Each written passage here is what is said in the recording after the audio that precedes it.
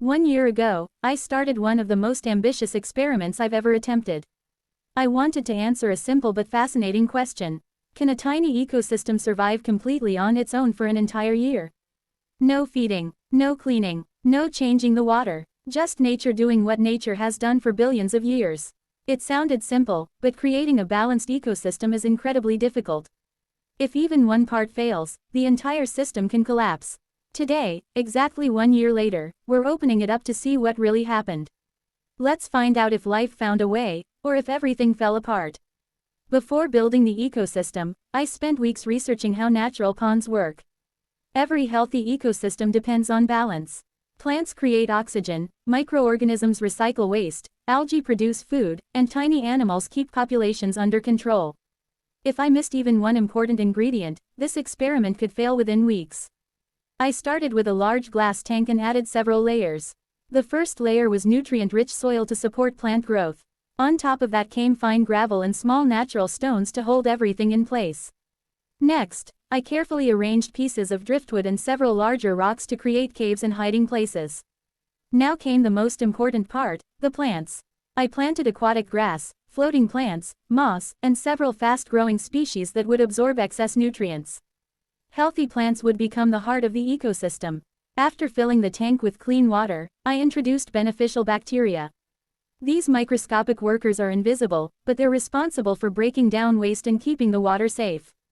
Without them, toxic chemicals would quickly build up. After waiting several weeks for everything to stabilize, it was finally time to introduce life. I added tiny freshwater shrimp, small snails, water fleas, copepods, seed shrimp, tiny worms, and dozens of microorganisms that were impossible to see without magnification. Every creature had a different job. Some cleaned algae, some ate dead leaves, others became food for larger animals. It was a miniature food web. Then I sealed the ecosystem and began the long wait. The first month looked incredibly promising. Plants began growing rapidly. New leaves appeared almost every day. The shrimp explored every corner. Snails cleaned the glass. The water became crystal clear. Everything looked perfectly balanced. But around day 45, something unexpected happened. Green algae exploded across nearly every surface. Within days, rocks disappeared beneath a thick green layer. The glass became cloudy. The water looked darker every day. At first, I thought the experiment was already failing. But nature had other plans. Instead of collapsing, the shrimp population began eating enormous amounts of algae. Snails worked day and night scraping the glass clean. Tiny microorganisms multiplied rapidly. Within 3 weeks, the algae bloom slowed naturally. Without any human help, the ecosystem corrected itself. That was the first major lesson. Nature often fixes problems if we simply give it enough time. Around day 100, another surprise appeared. Tiny baby shrimp, lots of them. Apparently the adults felt comfortable enough to reproduce. Soon there were dozens of miniature shrimp hiding inside the moss. Watching new generations appear without any human involvement was one of the most rewarding moments of the experiment. Life wasn't just surviving, it was expanding. As the months passed, every species found its place. The floating plants controlled sunlight. The rooted plants absorbed nutrients. The bacteria recycled waste. The snails cleaned surfaces. The shrimp consumed algae and leftover food. Nothing was wasted. Dead leaves became nutrients. Waste became fertilizer. Everything connected together. Around month 6, the ecosystem looked completely different from the day I built it. Plants had tripled in size. Roots stretched throughout the entire tank. Natural tunnels formed beneath the driftwood.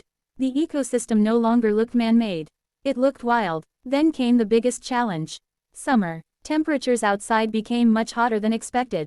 The water temperature increased several degrees. Warm water holds less oxygen. That meant every living creature was now under stress. For several weeks, activity slowed dramatically. The shrimp moved less. Plant growth nearly stopped. Some floating plants died. This was the most nervous period of the experiment. If oxygen levels dropped too far, everything could die. Thankfully, the rooted plants continued producing oxygen during daylight hours. The ecosystem adapted. Slowly, temperatures returned to normal. The survivors recovered. Another crisis had passed. Around month 8, something incredible happened. Species I never intentionally added suddenly appeared. Tiny freshwater hydra attached themselves to plants. Microscopic rotifers multiplied. Different algae species replaced the original bloom. Life had found its own way to increase biodiversity.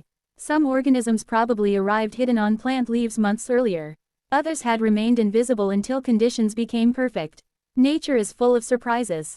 Even in a closed container, evolution never truly stops. As autumn arrived, plant growth slowed naturally. Leaves became smaller. The ecosystem entered a quieter phase. Instead of explosive growth, everything focused on stability. The water remained remarkably clear. Shrimp populations stayed healthy. Snails continued reproducing slowly. Every week looked almost identical. And honestly, that consistency became the biggest success. Nothing dramatic happened because balance had finally been achieved. Then winter arrived. Lower room temperatures slowed nearly every biological process. Plants grew much more slowly. Animals became less active. The entire ecosystem seemed asleep. But beneath the surface, bacteria continued recycling nutrients. Microorganisms continued feeding. Even during the quietest months, life never truly stopped. Finally, day 365 arrived. Exactly 1 year after sealing the ecosystem. Before opening it, I spent several minutes simply observing. The tank looked completely different from day 1. The wood had developed beautiful natural textures. Plants covered almost every surface. Tiny shrimp moved everywhere. Snails slowly crossed the rocks. The ecosystem looked alive, very alive. Carefully examining every corner revealed something amazing. The shrimp population had increased several times over. Multiple generations now lived together. Young shrimp hid among moss while adults searched for food. The snail population remained healthy without exploding out of control. Plants had created dense underwater forests. Roots filtered nutrients naturally. The water remained surprisingly clean. Most importantly, nothing smelled bad. There was no sign of toxic buildup. No massive die-off. No complete collapse. Instead, there was balance. Not perfect balance. Nature is never perfectly stable. Populations constantly rise and fall. Plants grow and decay. Algae appears and disappears. Everything changes. But that's exactly what makes ecosystems so incredible.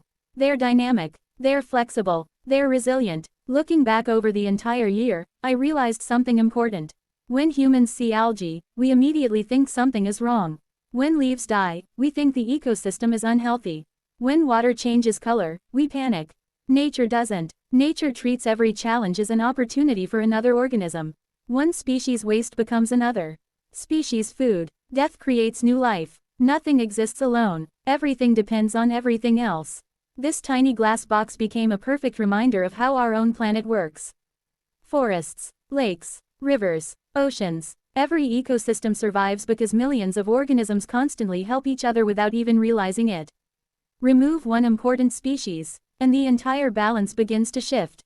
Watching this experiment for an entire year changed how I think about nature. Instead of seeing individual animals and plants, I now see connections. Invisible relationships. Every tiny creature matters. Even bacteria, even algae, even organisms too small to see. Without them, none of the larger life could exist. So, was the experiment successful? Absolutely. Not because everything survived perfectly,